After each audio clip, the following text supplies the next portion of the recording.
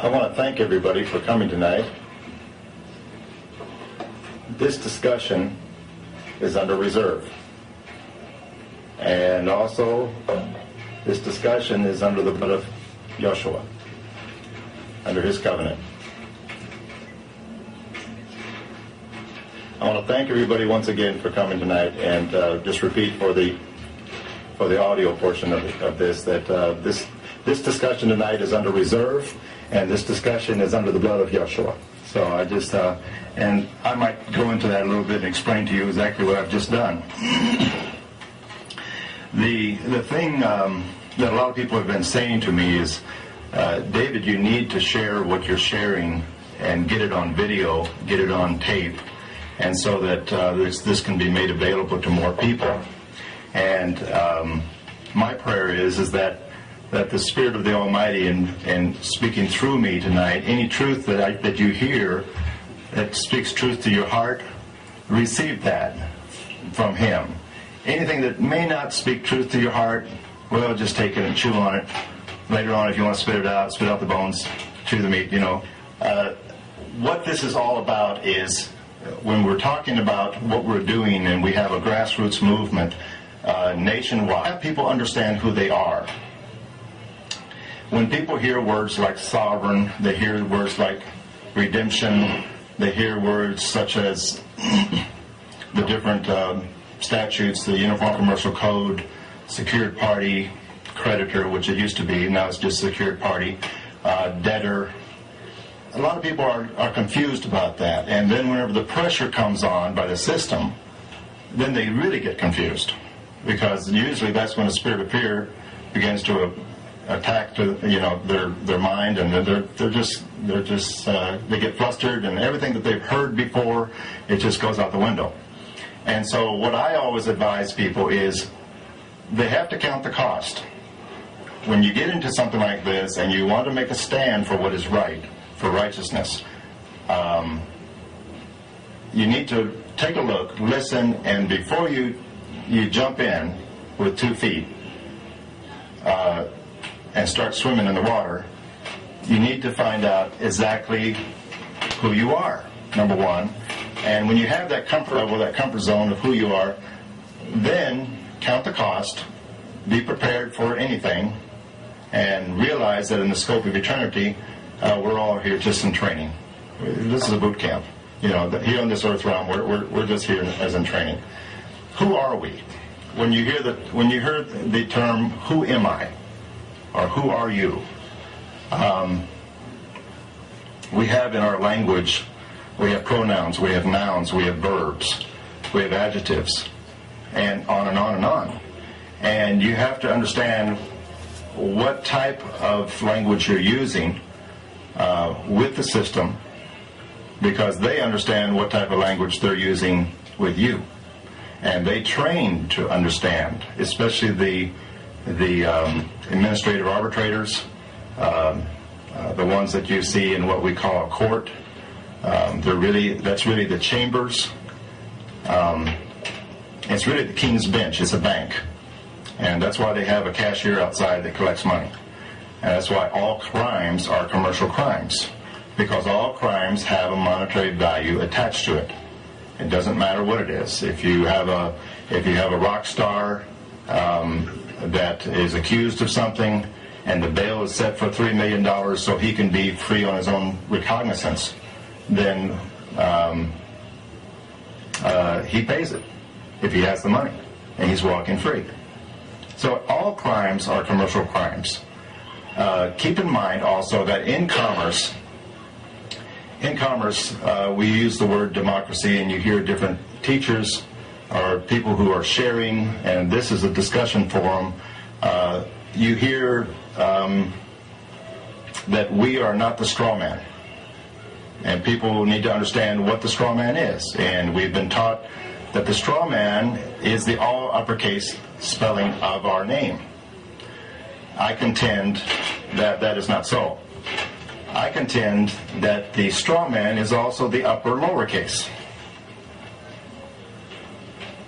When you take a look at any government form, any and every government form that you see, there will be a box and it says last name. Those words, last name, are for a fiction. They are not for a living soul. So it doesn't matter how you spell your last name, if that's what you believe you have. I do not have a last name. I have one given appellation, and that is David Sidney. It's not two, it's one. And how I've made it one is with a hyphen to bring it together. Those two have now become one. Because I'm not two, I'm one. Then also I have a family name. Some say clan name. Some say the house of. But that's not my name. And I am not my name. And people ask me, what do you mean, David? You're not your name. Well, I mean that I'm not a noun. A name is a noun is a thing. I'm not a thing. And I don't believe anyone in this room tonight is a thing. And a thing can't walk, can't talk, can't sleep, can't eat, can't write, can't sign. So, who am I? I believe that whenever I meet someone, I don't walk away and say I met a body. I walk away in the English language, I say I met a person. Sometimes I'll add an adjective to the word person, which, as we know in the legal context, means corporation or corporate fiction. And I walk away and I say, I met a person. What we mean by that is we really mean that we met a living soul. We really mean that we met a personality. We really mean that we met a character. Someone has breath, someone that has volition, someone that is a sentient being, that has thought, that can speak, that can walk and talk, that has life. I go a step further and I believe that we are all spirit beings. And as a spirit being, I have a soul, which is my personality. It exhibits and manifests my spirit wants, my spirit desires, through my mind, my will, and my emotions. You might want to add character, or you might want to add personality, whatever you want to say there. And how can you see who I am? Well, we have a voice. And out of my spirit comes words. And I like to say that words are containers of spiritual force, either for good or for bad. Someone can run in this room, and if the environment in this room is happy and joyful, they can come in here and start waving a gun and cursing and everything else and threatening everybody, and all of a sudden, the environment of this room changes. It's no longer happiness, it's no longer joy, it becomes fearful and doubtful about what's going to happen next. So, whenever I meet someone, I walk away and I say, I met a living soul. But that sounds funny to us, doesn't it? Whenever we say that, and by the way, this is going to be, I'm discussing here at the very beginning, and then later on, if you have any questions or anything, please write them down, and we're going to open back and forth a little bit. That'd be fine. Give some analogies, and give to support what I'm saying. Or let's take this as a letter. And let's say I'm writing a letter to you, or you, or you. And after I write the letter, and what do I put up here? I give your given appellation. The word appellation, if you look it up, really is talking about a title. And really, I put the definition of a living soul. I sign my autograph down here. Autograph is what we use, that term is used for living soul. So I sign my autograph, but before I sign my autograph, I put a word. And the word I put is by, B-Y, doesn't matter if the first letter is uppercase or lowercase, and then a colon. Colon, semicolon, put a colon. B-Y, colon. Just as the president of a corporation will sign by, colon, and put his autograph and comma president, or P-R-E-S, period. What is he doing? He's saying, I am not liable for any of the liens or levies or debts of this corporation. If it's a huge corporation, when he puts bicolon, that's what that means. A friend of Rice's said to me back about a year ago, he said that a senior officer of a bank 25 years ago told him, do not ever sign anything without BY colon. And what this does is that it distances us completely from any liability. We are signing as an agent or an authorized representative for that corporate fiction name. Whether the name is a corporation name or whether the name is our corporate fiction name. Let me give you the analogy. I sign my name, and now I ask the question. Here's a letter that I write to you. Some of you have heard this before. And my name is on it. All right? My autograph is on it. Am I on the letter? What's the answer? No. The next question. Can I get on the letter? No. Yes, I can. I take the letter and I put it on the floor, and now and it sounds silly, but I'm standing on the letter. So I am now literally on the letter. But as silly as that sounds, I can't really get into the postal system with that letter and speak with that party that I'm writing to.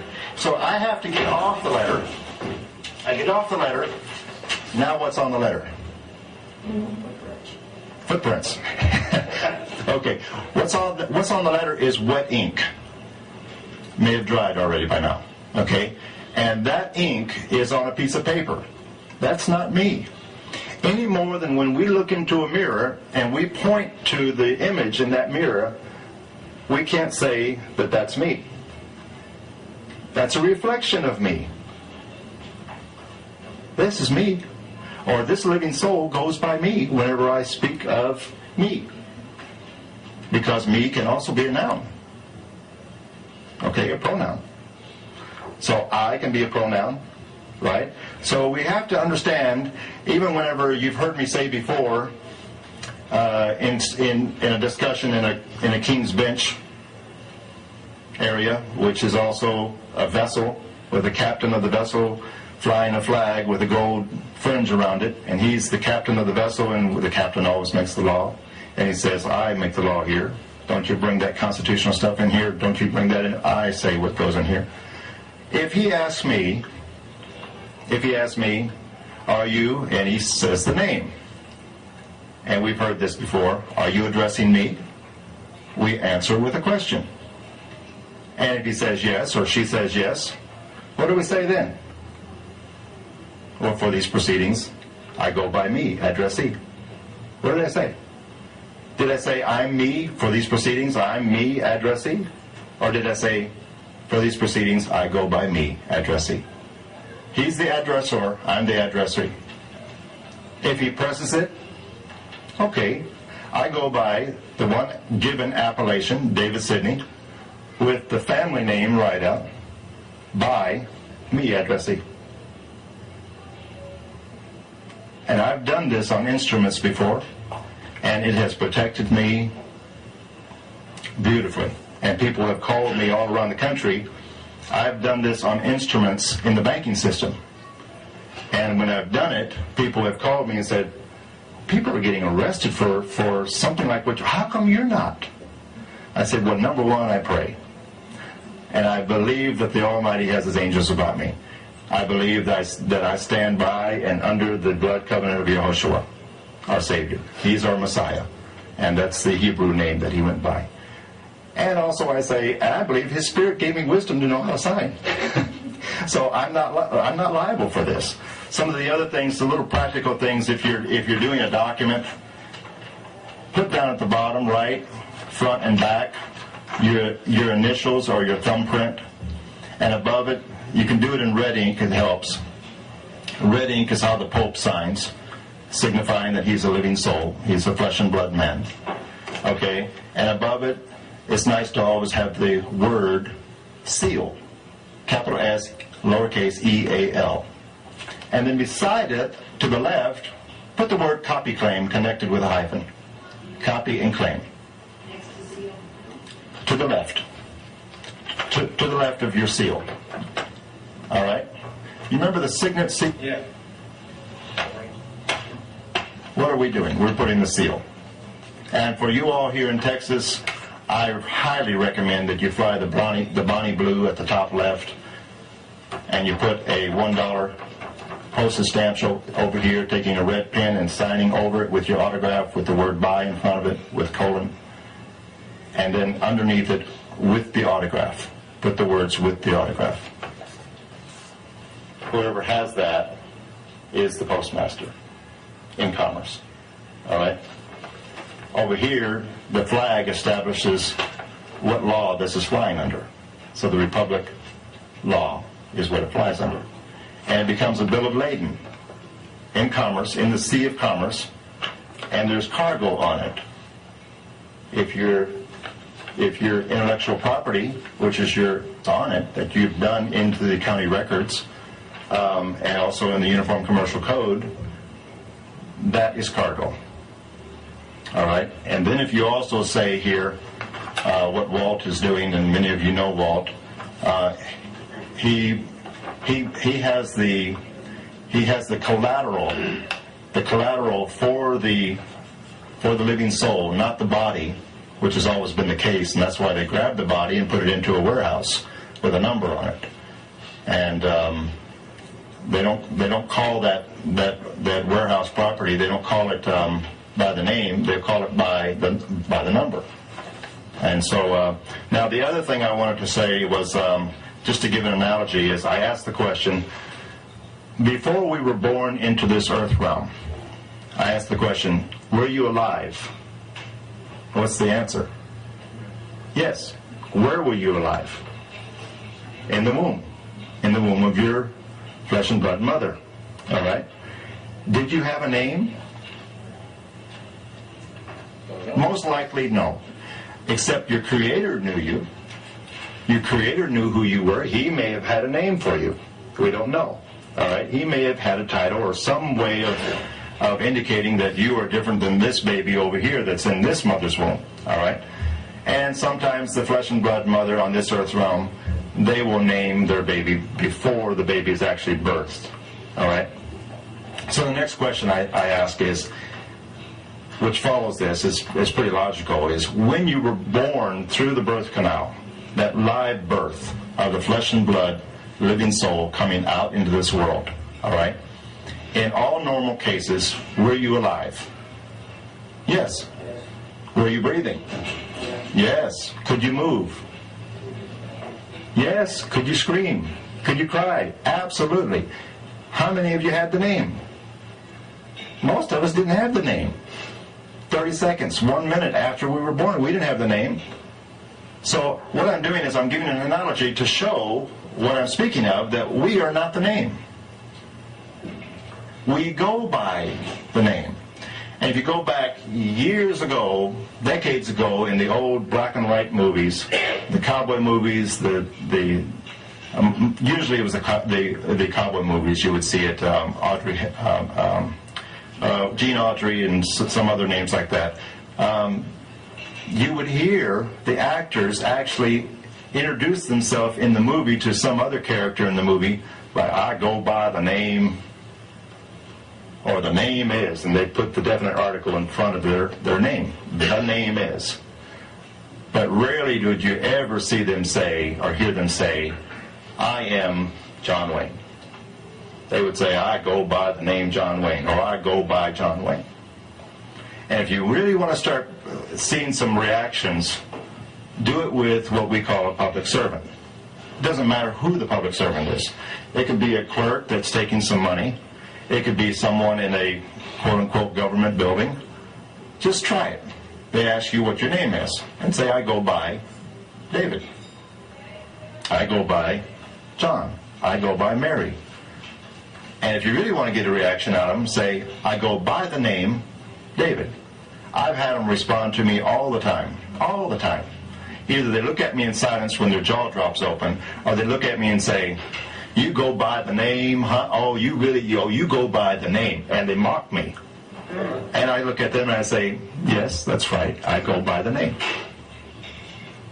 And I wonder if they really are cognitively aware of what I'm saying, or if it's the Spirit that may be behind this whole system, in this big matrix system that we're living in,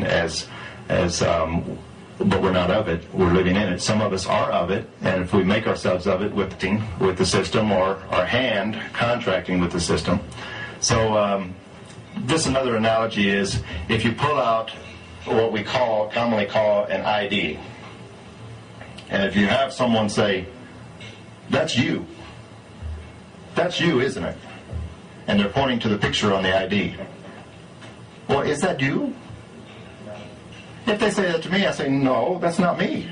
And I've said it to them before. I've said it to the policy enforcers.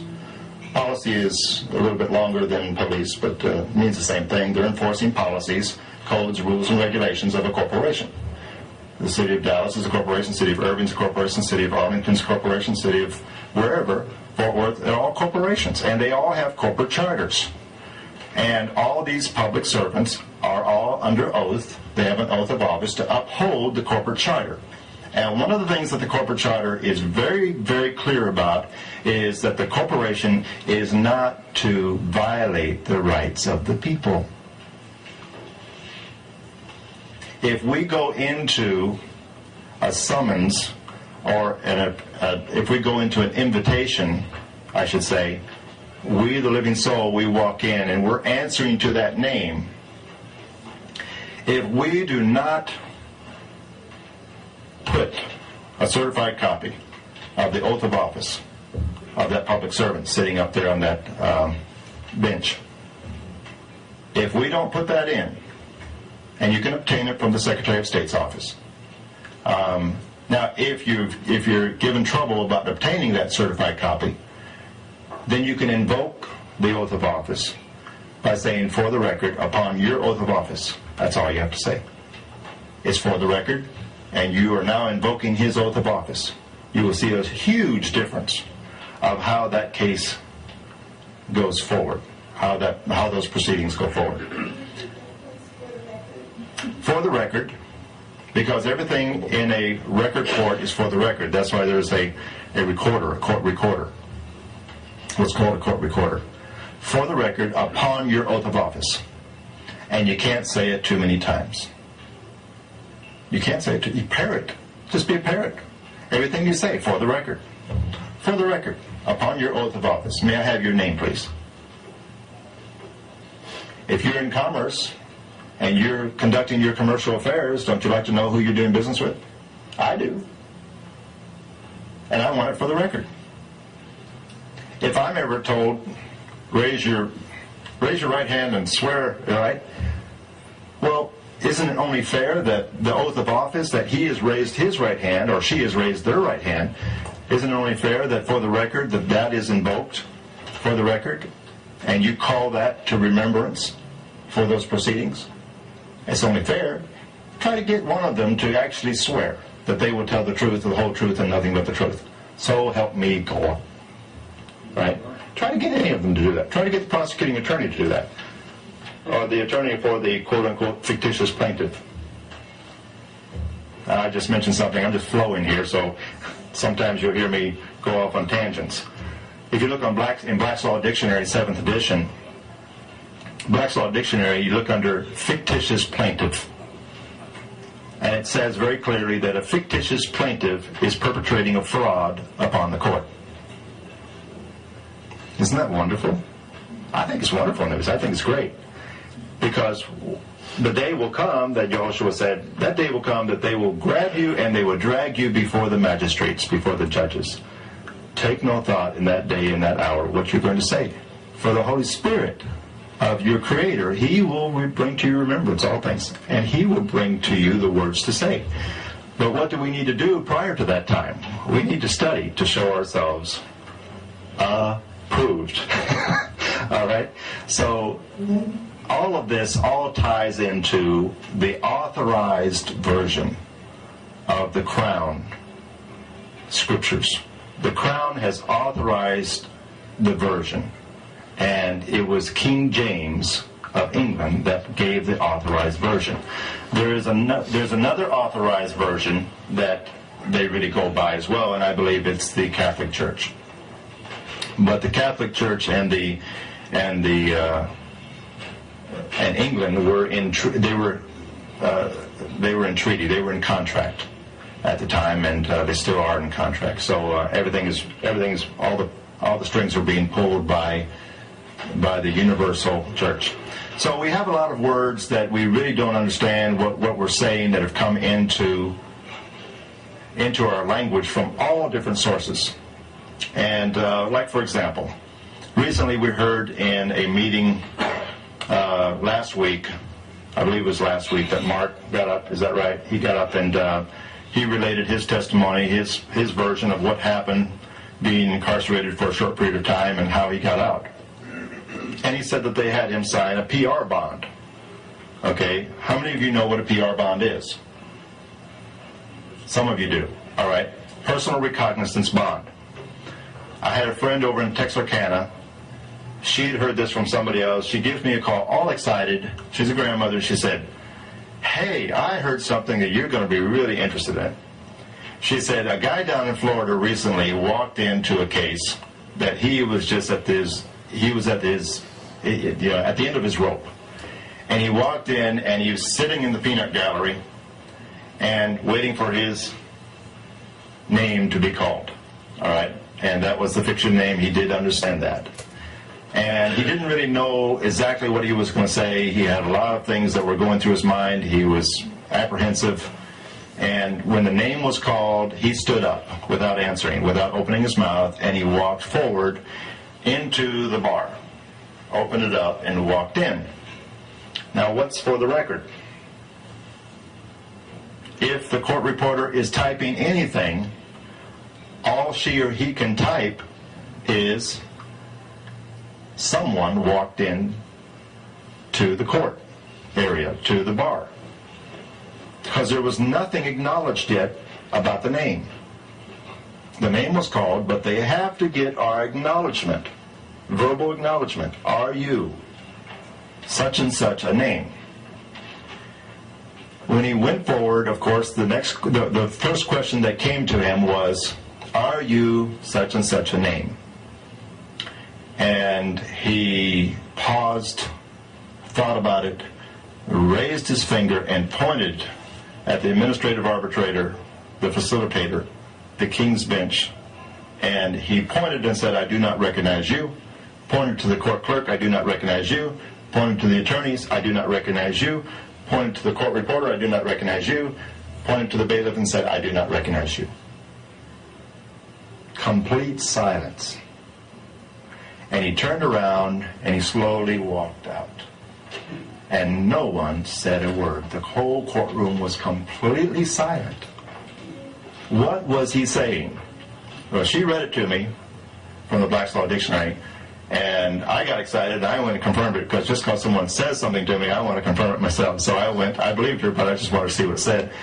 And I checked several different versions, the 5th edition, the 7th edition, and it took me to, the word recognize took me to the word recognizance.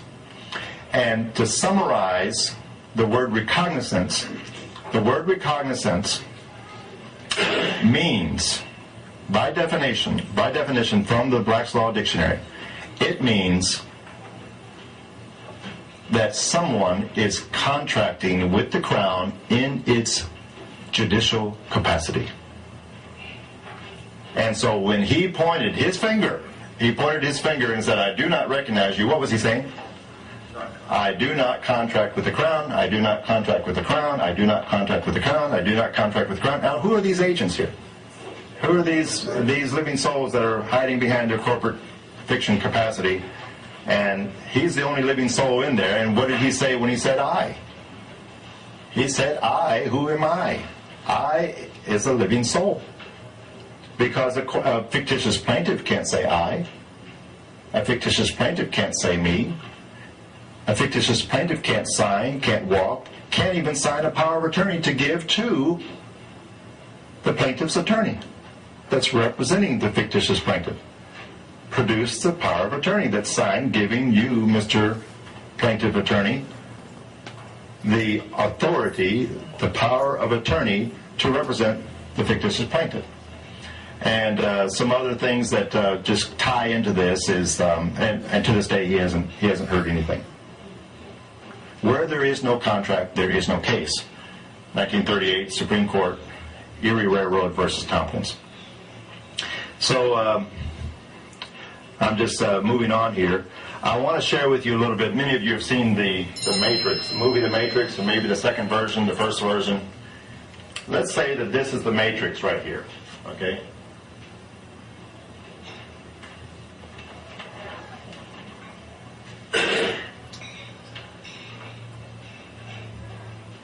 Joe, what did the when we looked this up, was it ecclesiastical matrix? What did it say that talked about the Catholic Church and having all of its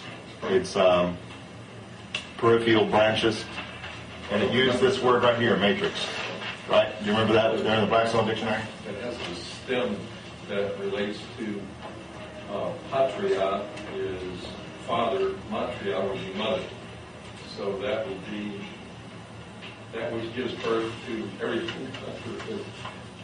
All these perverse little children out of man. Over here we have a word, patriot. And we hear that word being used, and I tell people, I'm a non-patriot. And they say, what do you mean? And I say, well, if you look at the root word, as Joe just shared with us, the root word in the Latin is patria, okay, meaning father, all right? And this is the Holy Father in the Vatican, all right? So if I'm a patriot, I am somehow the son of that Holy Father. We also have a word that we see too, S-E-E.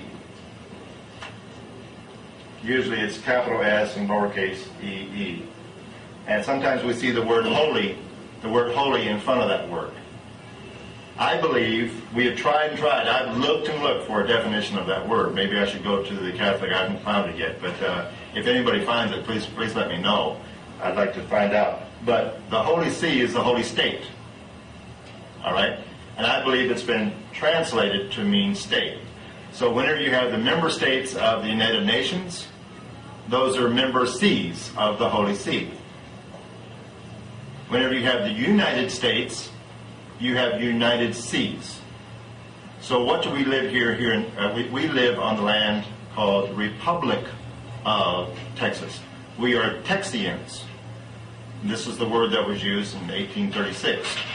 Nowadays, now the state has come in and they're using the word Texan. But I'm not a Texan, I'm a Texian. I'm standing on this soil, and so I'm living in the Republic of Texas.